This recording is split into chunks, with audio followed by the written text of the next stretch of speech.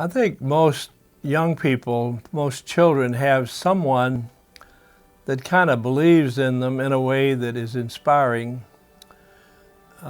My grandmother lived in an area called Bullard's Creek in Jackson County, Tennessee, and her cousin lived just down the creek from them, and her name was Laura B. Roberts.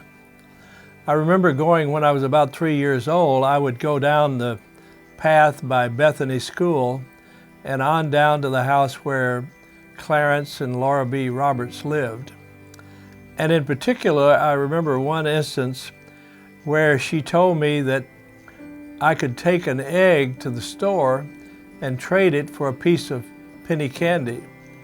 And so having that advice, she gave me this egg, and I go down and past Bethany School and across the creek and over to Roz McCauley's grocery.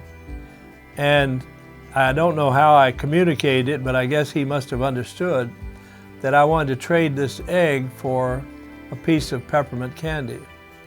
And so sure enough, I got the piece of candy, and that was my first transaction, but it was also my first business deal. To trade one object for another is a form of bartering, even though it's on a small scale. And so many, many years later and many deals later, I traded the Macy department store, which I had bought for the Memorial Hospital property.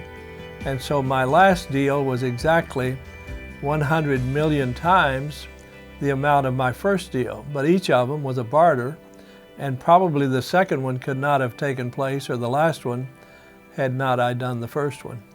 So Aunt Laura B., I thank you for teaching me how to barter.